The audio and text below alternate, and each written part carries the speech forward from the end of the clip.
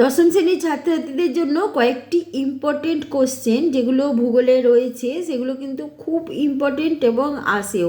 প্রসঙ্গত বলি, যারা চ্যানেলটির সঙ্গে থাকতে চাইছো এবং এই চ্যানেলটির সঙ্গে থাকলে তোমরা বাংলা, ইতিহাস, ভূগোল কভার করতে পারবে, এটুকু কথা দিচ্ছি এবং সাবস্ক্রাইব করে নেওয়াটা জরুরি। দেখো, ভারতের দীর্ঘতম সমুদ্র সৈকত কোনটি? এটা মেরিনা বিচ। ঠিক আছে, বঙ্গোপসাগরে অবস্থিত দুটি আগ্নেয়গিরির নাম হচ্ছে ব্যারেন আর নারকোন্ডাম। ঠিক আছে। আচ্ছা, ভারতে একমাত্র প্রবাল দ্বীপ হচ্ছে লাক্ষা মিনিকয় দ্বীপপুঞ্জ। এখানে এসো, এখানে দেখো, এটা রয়েছে গোদাবরী এবং কৃষ্ণা দ্বীপের মধ্যে কোন হ্রদ অবস্থিত? কোলেরু হ্রদ। কাথিয়াবার উপদ্বীপ কী নামে পরিচিত? সৌরাষ্ট্র। ঠিক আছে। আচ্ছা, আর একটু দেখো, এখানে কয়েকটি কোশ্চেন, এবার এগুলো হচ্ছে 2 নম্বরের কোশ্চেন। দুন উপত্যকা কাকে বলে? উত্তরাখণ্ডে শিবালিক ও হিমালয়ের মাঝে যে গঠনগত উপত্যকা রয়েছে তা হলো দুন উপত্যকা। বৃহত্তম হচ্ছে দেরাদুন। ঠিক আছে, চৌখাম্বাও রয়েছে। আকসাই চীন, প্রায়শই কথাটা শুনে থাকবে। আকসাই চীন হচ্ছে জম্মু ও কাশ্মীর রাজ্যের উত্তর পূর্ব ভাগের নাম হচ্ছে আকসাই চীন, যা প্রকৃতপক্ষে একটি পর্বত বেষ্টিত উচ্চ মালভূমি। ঠিক আছে, এটা পর্বত বেষ্টিত মালভূমিও বলা হয় এটাকে। এখানকার গড় উচ্চতা 4500 এবং কয়েকটি হ্রদও রয়েছে, যার মধ্যে লিংজি ট্যাং একটি লবণাক্ত হ্রদ। এছাড়া প্যাংগং হ্রদ তো রয়েছে, জানো, লবণাক্ত জলের হ্রদ। ঠিক আছে।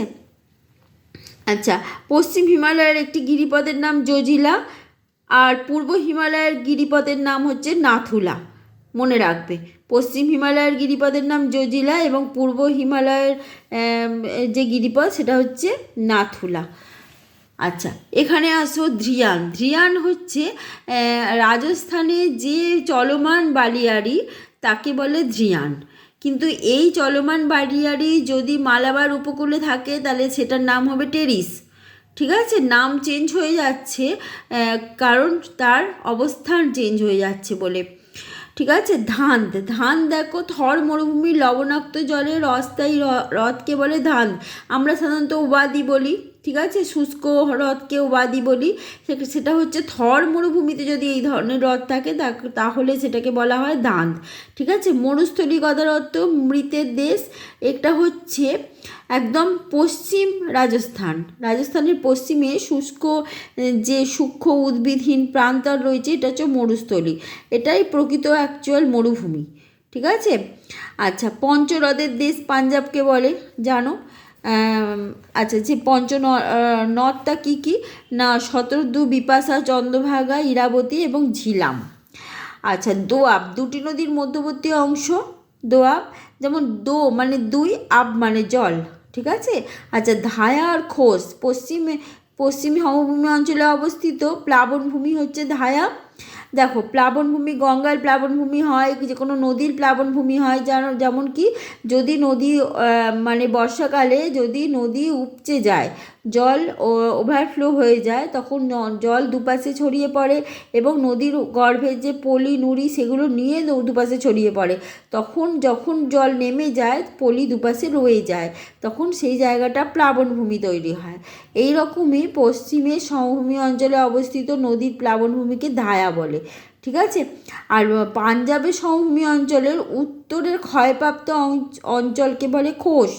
এটা খুব আসে, দেখবে, ধায়া এবং খোস। খাদার হচ্ছে উচ্চগঙ্গা সমভূমি, যেটা নবীন পলিগঠিত সমভূমি। ঠিক আছে। যেটা নবীন পলিগঠিত তাকে বলে খাদার এবং প্রবীণ পলিগঠিত তাকে বলে ভাঙড়। দেখো, ভাঙড়ও রয়েছে এখানে। তো যদি প্রাচীন পলিমাটি দিয়ে গঠিত অঞ্চলকে ভাঙ্গার বলে। আচ্ছা, ভাবর কিন্তু আলাদা। ভাবর হচ্ছে পশ্চিমে সিন্ধু থেকে পূর্বে তিস্তা পর্যন্ত শিবালিকের পাদদেশে বরাবর নুড়ি প্রবেল দ্বারা গঠিত অনুর্বর ভূমি হচ্ছে ভাবর। ঠিক আছে। আচ্ছা, এইগুলো সাধারণত বালি, নুড়ি এইসব দিয়ে তৈরি হয়। আচ্ছা, এবার তরাই তো জানো, তরাই আর কি বলবো। তরাই হচ্ছে ভাবর অঞ্চলের দক্ষিণ প্রান্তে ভূগর্ভস্থ নদীগুলো যেখানে আত্মপ্রকাশ করেছে সেখানে 15 থেকে 30 কিমি মানে স্যাঁতস্যাঁতে জলাভূমি সাধারণত তরাই বলে পরিচিত। ঠিক আছে।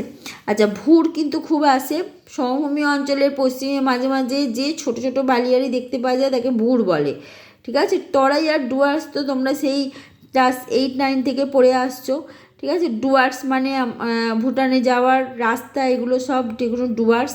আচ্ছা, এখানে দেখো পূর্ব হিমালয়ের পার্বত্যভূমি থেকে নির্গত মহানন্দা, তিস্তা, জলঢাকা, তোরসা, রায়ডাক প্রভৃতি নদীগুলো বালি, পলি এবং নুড়ি সঞ্চয়ের ফলে হিমালয়ের পাদদেশে সংকীর্ণ যে নিম্নভূমি তৈরি হয় এবং সেখানে শিলিগুড়ি মহকুমা এবং জলপাইগুড়ি জেলায় এই সমভূমি অঞ্চলটি গড়ে উঠেছে। এর উচ্চতা হচ্ছে 100 মিটার। তিস্তা নদীর ডান তীরস্থ সমভূমি হচ্ছে তরাই এবং তিস্তা নদীর বাম তীরস্থ অঞ্চলটা হচ্ছে ডুয়ার্স। আর তরাই কথাটার মানে হচ্ছে স্যাঁতস্যাঁতে। ঠিক আছে। ময়দান এবং মালনাদ ভীষণ ভীষণ ইম্পর্টেন্ট, আসবে। যেটা হচ্ছে কর্ণাটক মালভূমির পশ্চিমের উঁচু নিচু ঢেউ খেলানো ভূমি হচ্ছে মালনাদ এবং পূর্বের প্রায় সমতল ভূমি হচ্ছে ময়দান। তাহলে মনে রাখবে, কর্ণাটক মালভূমির একটি পশ্চিমে অবস্থিত, যেটা পশ্চিমে অবস্থিত সেটার নাম মালনাদ, যেটা পূর্বে অবস্থিত তার নাম ময়দান। আচ্ছা, কর্ণাটক মালভূমির পশ্চিমে অবস্থিত যে ভূমিটি রয়েছে সেটা উঁচু নিচু ঢেউ খেলানো, যেটাকে মালনাদ বলা হচ্ছে, আর পূর্বে যেটা হচ্ছে সেটা হচ্ছে প্রায় সমতল। তাহলে আমরা কি জানলাম? মালনাদ হচ্ছে উঁচু নিচু ঢেউ খেলানো আর ময়দান হচ্ছে প্রায় সমতল। ঠিক আছে, মনে রাখবে। আচ্ছা, এখানে দেখো হিমাদ্রি, হিমালয়, মেঘালয় মালভূমি এইসবগুলো রয়েছে। এগুলো কিন্তু খুব ইম্পর্টেন্ট, দেখতেই পাচ্ছ যে মাধ্যমিক পরীক্ষায় এসেছিল। ঠিক আছে। কারাকোরাম পর্বতশ্রেণী আর ছোটনাগপুর মালভূমিও কিন্তু ইম্পর্টেন্ট, ছোটনাগপুর মালভূমিও পরীক্ষায় এসেছিল, যার জন্য স্টার দেয়া আছে।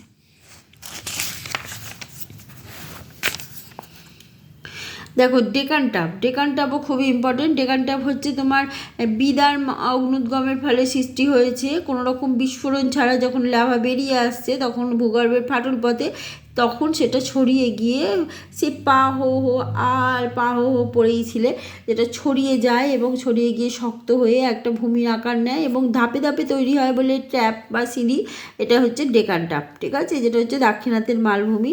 আচ্ছা, এরপরে পরে অবশ্যই এরকম কিছু ইম্পর্টেন্ট শর্ট কোশ্চেন নিয়ে উপস্থিত হব। আজকে এই পর্যন্ত।